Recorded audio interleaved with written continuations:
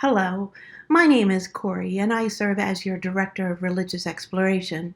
I welcome you to today's virtual multi-generational service of the Unitarian Church of Harrisburg. Today's service is a multi-generational service, which means that the service was intentionally created to be hospitable for all generations.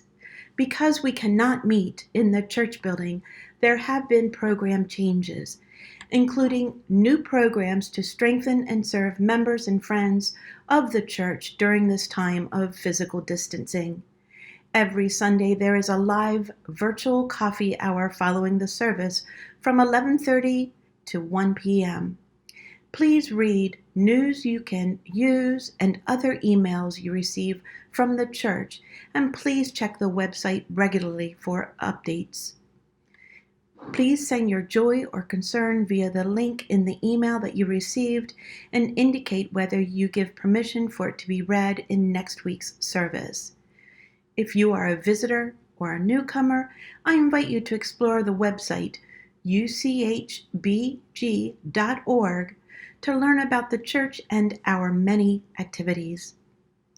To all watching or listening, I say, whoever you are, wherever you live, whomever you love, whatever you do for a living, you are welcome at the Unitarian Church of Harrisburg.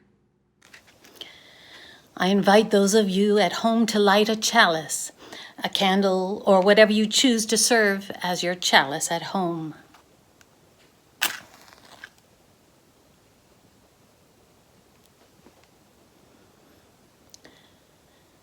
Chalice lighting words are The Dancing Light by Reverend Scott Taylor.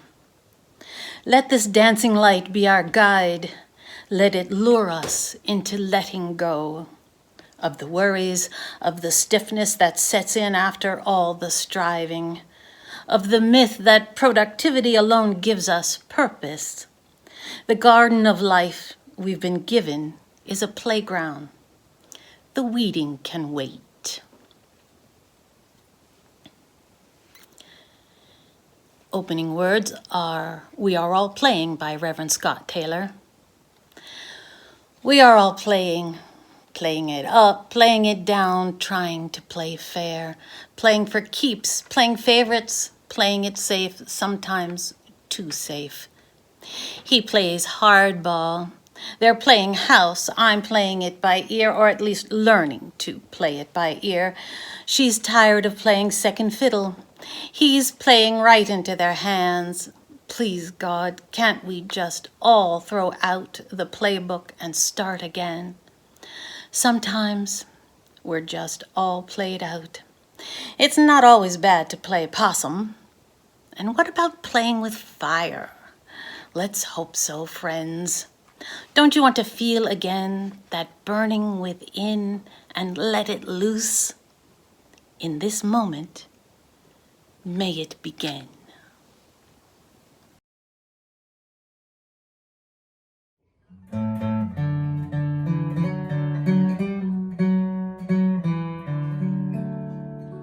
Tis a gift to be simple, 'tis a gift to be free, 'tis a gift to come down where we ought to be.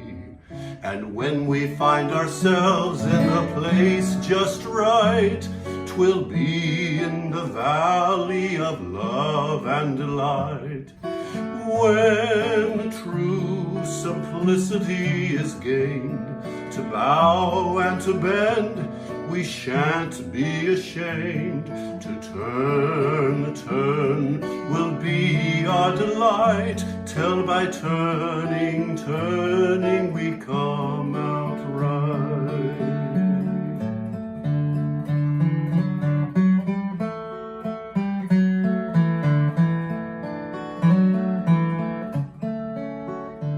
Tis a gift to be simple, 'tis a gift to be free, 'tis a gift to come down where we ought to be.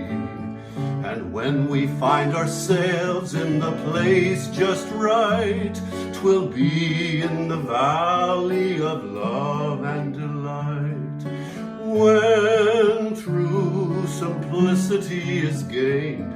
To bow and to bend, we shan't be ashamed. To turn, 'twill be our delight, till by turning, we come round right.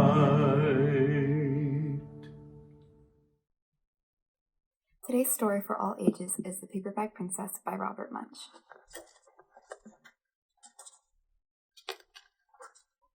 Elizabeth was a beautiful princess. She lived in a castle and had expensive princess clothes. She was going to marry a prince named Ronald. Unfortunately, a dragon smashed her castle, burned all of her clothes with his fiery breath, and carried off Prince Ronald.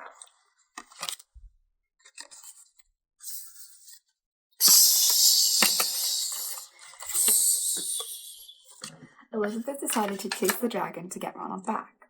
She looked everywhere for something to wear, but the only thing she could find that wasn't burnt was a paper bag. So she put on the paper bag and followed the dragon. Thankfully, he was easy to follow because he left a trail of burnt forests and horses' teeth.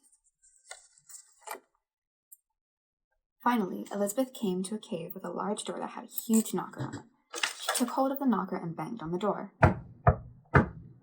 The dragon stuck his nose out the door and said, "Well, a princess. I love to eat princesses, but I've already eaten a whole castle today. I'm a very busy dragon. Come back tomorrow." He slammed the door so fast that Elizabeth almost caught her nose.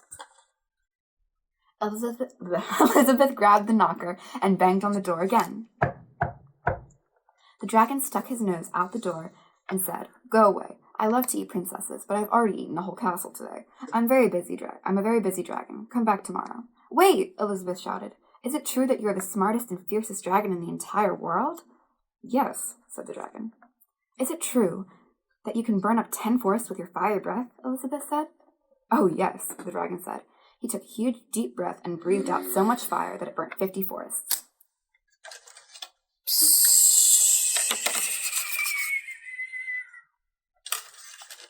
"Fantastic," Elizabeth said, and the dragon took another huge breath and breathed out so much fire he burnt up to 100 forests.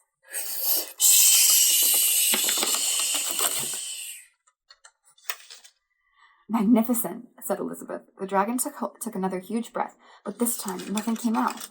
The dragon didn't even have enough fire left to cook a meatball. Elizabeth said, "Dragon, is it true that you can fly around the world in just 10 seconds?" "Why, yes," said the dragon, and jumped up and flew all around the world in just 10 seconds. He was very tired when he got back, but Elizabeth shouted, "Fantastic! Do it again!" So the dragon jumped up and flew around the whole world in just 20 seconds. When he got back, he was too tired to talk and lay down and went straight to sleep. Elizabeth whispered very softly, "Hey, dragon." The dragon didn't move at all. She lifted up the dragon's ear, put her whole head inside its ear, and shouted as loud as she could, "Hey, dragon!" The dragon was so tired he couldn't even move. Elizabeth walked right over the dragon and opened the door to the cave. There was Prince Ronald. He looked at her and said, "Elizabeth, you're a mess. You smell like ashes and your hair is all tangled and you're wearing a dirty old paper bag. Come back when you're dressed like a real princess." "Ronald," Elizabeth said, "your clothes are really pretty and your hair is very neat and you look like a real princess, but you are a bum." They didn't get married after all. The end.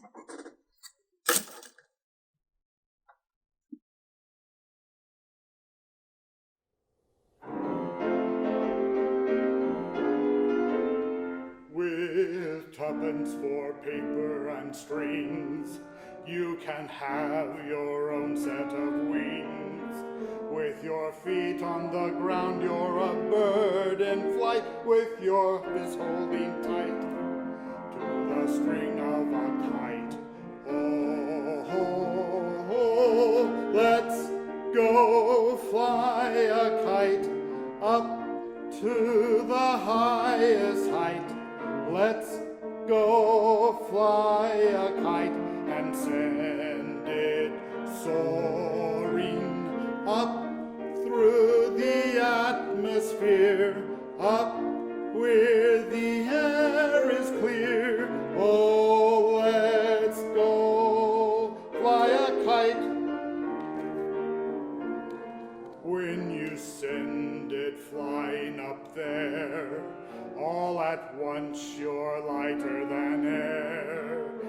can dance on the breeze over houses and trees with your fist holding tight to the string of a kite.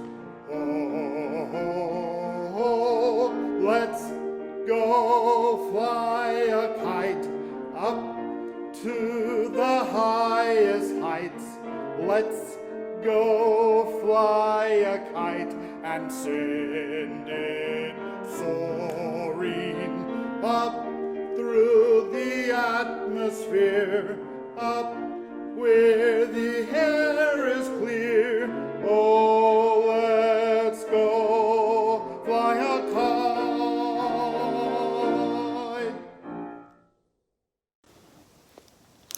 Today in this congregation, someone is hurting or in sorrow. Today in this congregation, someone is anxious because of events in the world. Today in this congregation, someone is lonely. Today in this congregation, someone is filled with joy and wants to celebrate. For all the fear and sorrow in the world today, there are still moments of joy. People in love and in trust have placed their joy and sorrow before this community and before the holy. We express love for those whose names have been spoken or not spoken, and love for those who hear. We affirm trust in the acceptance of this community and trust in the continuity of life. When there is birth, life goes on. When there is death, life goes on. When there is joy, life goes on. When there is sorrow, life goes on. May we always live in trust and in love, that all joy might be shared and all sorrow comforted. Amen. Blessed be.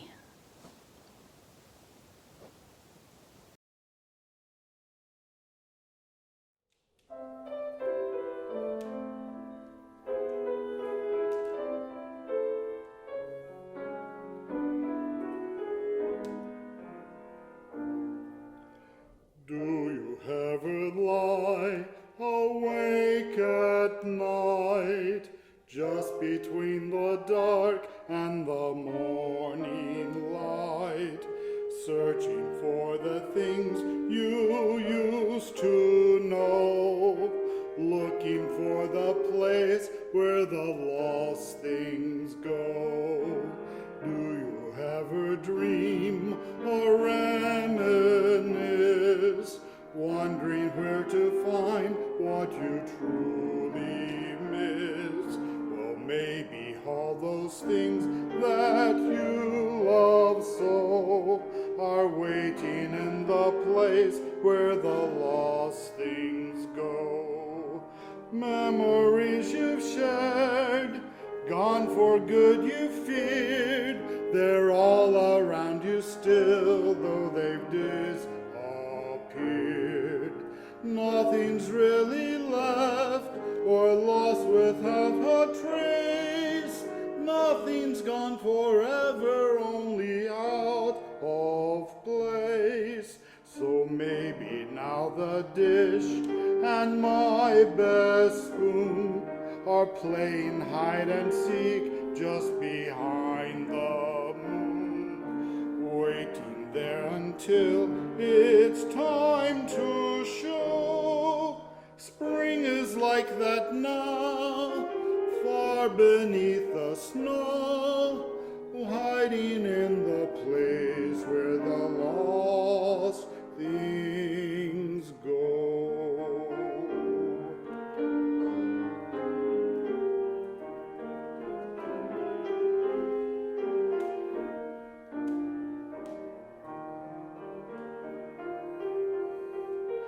Time to close your eyes so sleep can come around. For when you dream, you'll find all that's lost is found. Maybe on the moon, or maybe somewhere new. Maybe all you're missing lives inside of you. So when you need her touch and loving gaze,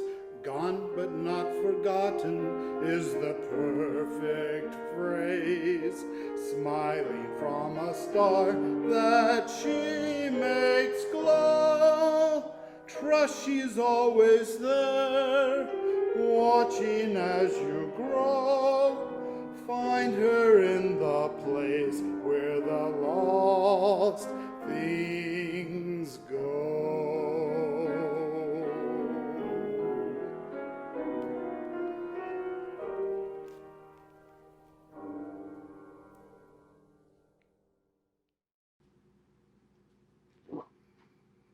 Oh, what is she doing, you ask? Well, this is my muck duster. It is a very special device that removes my muck of the day off of my body in my preparation to be with you. I place it in the window to recharge during the full moon. It's just one of the many items I have in my spiritual emergency kit. Well, I guess we are ready. As we are coming out of the pandemic, where our adults and children over the age of 12 have had their chance to be vaccinated, and as we are waiting for our youngest children to become vaccinated, our Children and Youth Religious Exploration Committee was left feeling a bit bewildered as to what we should do this summer. I must say, I felt the same way. However, I read that our Soul Matters Sharing Circle, Soul Matters is a Unitarian Universe small group curriculum website that fosters circles of trust and deep listening, and you'll hear more about Soul Matters in the very near future. Anyway, they were offering the theme of play. Now this really intrigued me. Why? Well, as I mentioned in our e-news and the reporter, it has been a year of transitions as individuals, families, our church, our country, and as people of the world. This summer, we are inviting folks to engage in a summer of play as a way to joyfully, playfully, and imaginatively build resilience as we consider returning to in-person services with our new minister. Now, imagine my surprise when I opened up my mailbox just a few weeks ago and found that the latest edition of one of my favorite magazines, it's an ad-free independent publication titled Taproot. It's a magazine that offers inspiration for makers, doers, and dreamers, was using the theme play.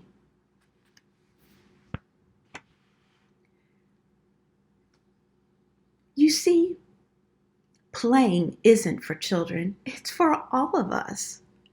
Speaking of play, I want to thank those of you who have been sending me images of your flat Sophia. To date, Sophia has been gardening, singing, making lemonade, eating pizza, playing the piano, searching for bugs, including the cicadas. Flat Sophia visited Black Wall Street in Tulsa, Oklahoma. She attended Pride in the Park in Hershey, Pennsylvania. She also stopped by Elvis Presley's house. Oh my gosh.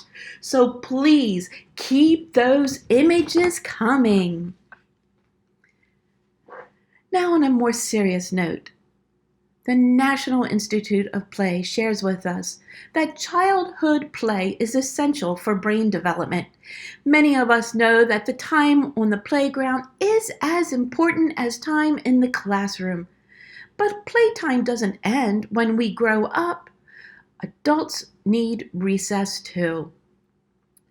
Play is something done for its own sake. It's voluntary. It's pleasurable. It offers a sense of encouragement and engagement. It takes us out of time. And the act itself is more important than the outcome. Now, I'm going to read the following from the Child Development Institute, but I invite you to place yourselves, whatever your age, into the word child or children. The most important role that play can have is to help children to be active, make choices and practices, and practice actions to mastery. They should have experience with a wide variety of content: art, music, language, science, math, social relations, because each is important for the development of a complex and integrated brain. Play that links sensorimotic, cognitive, and social-emotional experiences provides an ideal setting for brain development. Now, in an article titled "Play is the Work of the Child" by Maria Montessori, she suggests that the essential dimensions of play are voluntary, enjoyable, purposeful, and spontaneous. Creativity is expanded using problem solving, social language, and physical skills. It helps us expand our new ideas, it helps children to adapt socially, and it helps us to prevent emotional problems. Now, if play is the work of the child, then toys are the tools. Through toys, children learn about the world, themselves, and others. Toys teach children to figure out how things work. They pick up new ideas. They build muscle control and strength. They use their imagination. They solve problems. They learn to cooperate with others. Finally, play content should come from the child's imagination and experiences. I don't know about you, but I enjoy playing. I believe the above mentioned applies not only to children, but it applies to us adults too. As for my Pennsylvania Dutch heritage, playing would be seen as a waste of time. There is no time for goofing off. We have busy schedules, so busy in trying to keep up with the day-to-day demands of work and family schedules, along with the endless list of household chores. I have concerns about society's urge to express accomplishment and busyness as a measure of success, and yet I fall victim to this ideology too. I remember as a child that to indulge in play, the house would have to be spick and span. Weeds would have to be pulled out. Rocks of a certain size had to be removed out of the garden before we could even consider playing. These ideas stayed with me into my adult years, but over time, with a spouse and 2 young daughters, I began to realize that the chores will always be there. Despite the messages in my head, I know that the dust can wait. Now, there were 3 children in my family of origin, all of us girls. My sisters are identical twins, and they are 16 months younger than me. We grew up in the country in southern York County, less than a mile as the crow flies from the Maryland border. We didn't have many neighbors, let alone neighbors with children. In our younger years, we would take old sheets and blankets and pin them with clothespins to the wash line to make forts. A creek, or as we would have said, the crick, flowed in our backyard. We would build a rock wall in order to dam up the water, creating a bit of a swimming hole in the summer. Oh, and that water was cold, as it was spring-fed. As we became older, we rode our bikes all over Stewartstown, Shrewsbury, and New Freedom. We would walk the railroads picking up coal and think about the people that rode the trains many years before us. Fast forward to raising our daughters and our 2 daughters that are 3 years apart, one born September 11th and the other born September 2nd. They played dress up, and they played with their games and toys. We would play together, as I was always fascinated by their play and what was going in their minds in the wonderful, wonderful world of imagination. We would explore their wanderings by taking field trips of all sorts to museums, national parks, historic sites. They attended art, dance, and music classes. We belonged to several preservation societies, as both of our daughters enjoyed learning about history. In many ways, They taught me about the importance of deep play as an adult. I can relate well to Diane Ackerman as she writes about the importance of deep play as an antidote to anxiety. In her book, she writes, "Deep play looks closely at the human saga and considers how much of it revolves around play. Simple play, elaborate play, crude play, sophisticated play, violent play, and casual play. Most animals play. Evolution itself plays with life forms. Whole cultures play with customs, ideas, belief systems, and fashions. But it's a special caliber of play, deep play, that makes thrill-seeking understandable, creativity possible, and religion inevitable. Deep play awakens the most sensitive, the most creative, and joyful aspects of our inner selves. More than anything else, our passion for deep play has made us the puzzling and resplendent beings we are." Oh, let's go fly a kite up to the highest height. Let's go fly a kite and send it soaring up through the atmosphere, up where the air is clear. Oh, let's go fly a kite.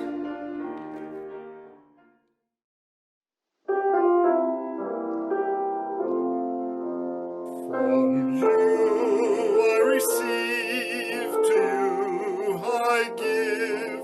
Together we share, and from this we live. Part of the fallout from being cooped up inside for months on end and trying to avoid others during the coronavirus pandemic is that young children have not been allowed to play as much and in the ways that they are accustomed. And that's a big problem for our children. Child development experts such as Nancy Carlson Page have argued that play is needed now more than ever, stating, "There are many accounts of children playing out challenges and traumas they have faced in different life experiences. Children today who are experiencing the coronavirus pandemic need lots of imaginative play opportunities to help them make sense of the radical changes that have affected so many aspects of their lives.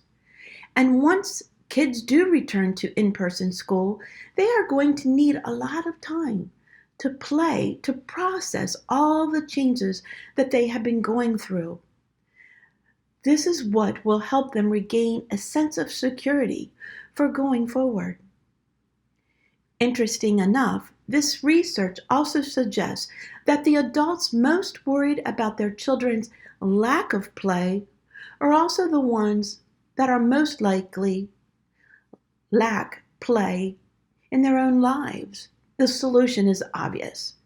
People of all ages need to start playing. Here are just a few scientific reasons that adults should play more from Scholarpedia. We will be less stressed.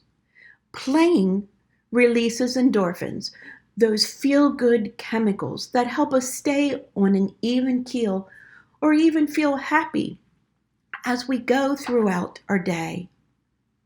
We will have better relationships because participating in games or fun activities with friends and family brings us closer together.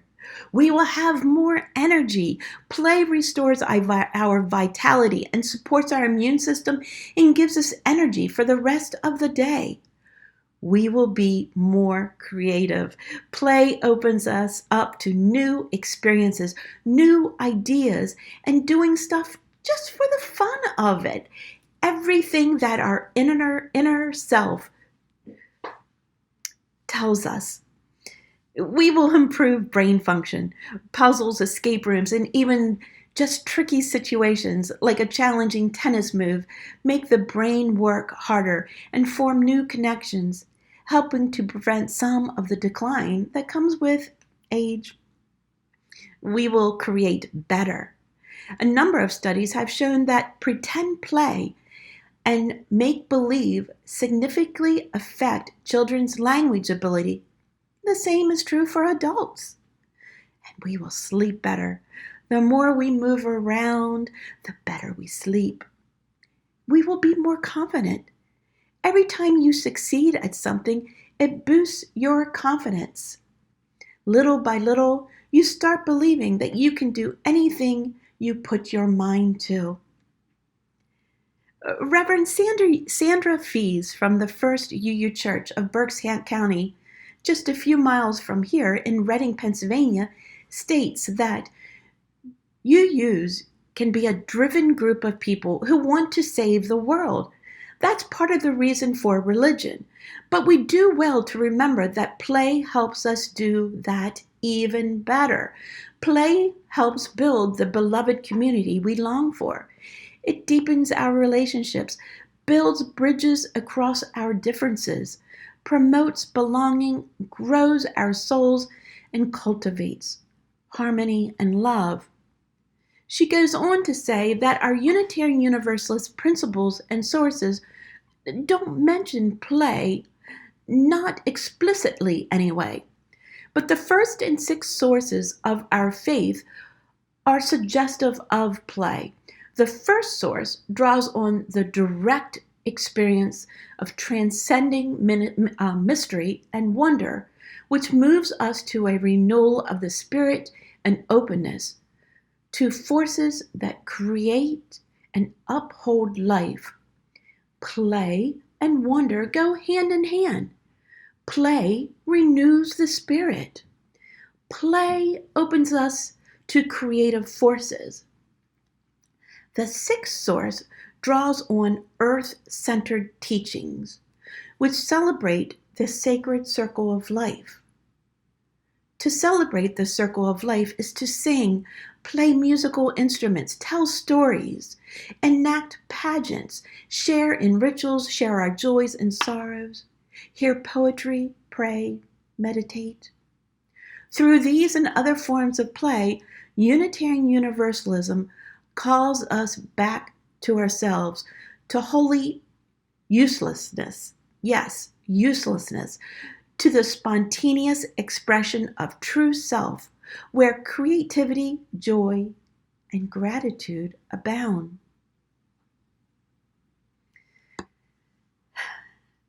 Now, I have an imaginary certificate for each of you on your right to play. By this certificate, know ye that you are a lifetime member in good standing in the Society of Childlike Persons, and is hereby and forever entitled to walk in the rain, jump in mud puddles, collect rainbows, smell flowers, blow bubbles, pause along the way, build sandcastles, watch the moon and the stars, say hello to everyone, go barefoot, go on adventures, sing in the shower, have a merry heart, read children's books, act silly, take bubble baths, get new sneakers, hold hands, hug and kiss, dance, fly kites, laugh and cry for the health of it. Wander around, dance around, feel scared, feel sad, feel mad, feel happy, give up worry and guilt and shame.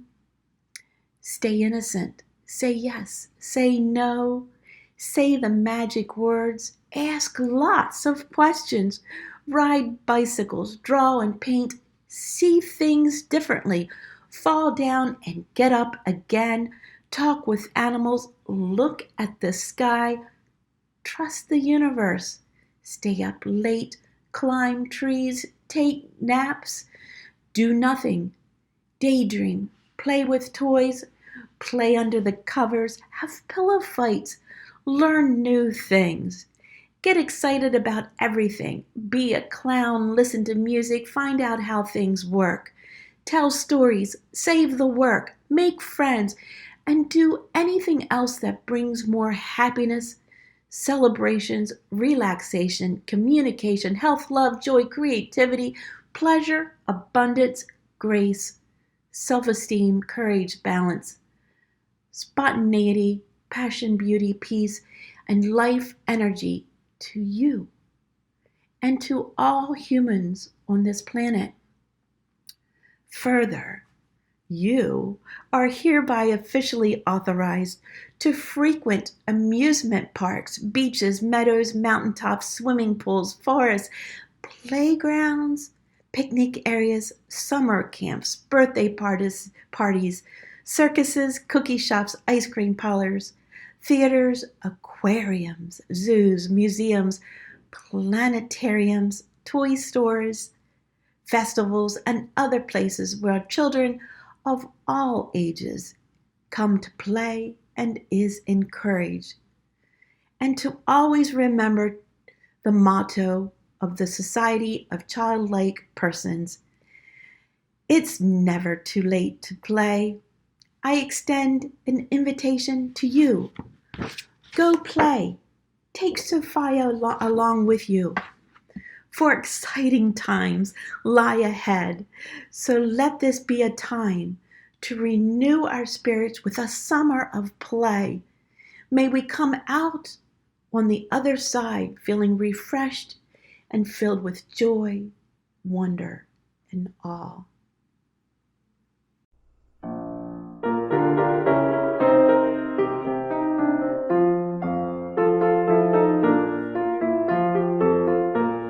Let it be a dance we do. May I have this dance with you through the good times and the bad times too. Let it be a dance. Let a dancing song be heard. Play the music, say the word, and fill the sky with sailing birds. Let it be a dance, let it be a dance, let it be a dance. Learn to follow, learn to lead. Feel the rhythm, feel the need. To reap the harvest, plant the seed. Let it be a dance. Let it be a dance we do. May I have this dance with you through the good times and the bad times too. Let it be a dance. Everybody turn and spin. Let your body learn to bend. And like a willow with the wind, let it be a dance. Let it be a dance. Let it be a dance. A child is born, the old must die. A time for joy, a time to cry. Take it as it passes by. Let it be a dance. Let it be a dance we do. May I have this dance with you through the good times and the bad times too. Let it be a dance. Morning star comes out at night. Without the dark there is no light. If nothing's wrong, then nothing's right. Let it be a dance. Let it be a dance. Let it be a dance. Let the sunshine, let it rain. Share the laughter, bear the pain. And round we go again.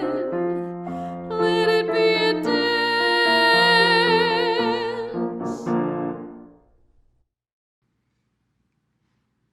And 3, 2, 1. I want to thank Wendy Colby for lighting our chalice today, and for sharing our readings. As we extinguish our chalice, we extinguish this flame, but not the light of truth, the warmth of our community, or the fire of commitment. These we carry in our hearts until we meet again. And I leave you with our closing words by Mary Ann Rodmacher. Play as often as you can. Play as often as you can. Live boldly, laugh loudly, love truly. Play as often as you can. Work as smart as you are able. Share your heart as deeply as you can reach. As you awaken, may your dreams greet you by name, and may you answer yes. As you walk, may all your angels gather at your shoulders, and may you confidently know they stand with you. As you rest, may all your endeavors know contentment and peace. Amen. Morning star comes out at night. Without the dark there is no light. If nothing's wrong, then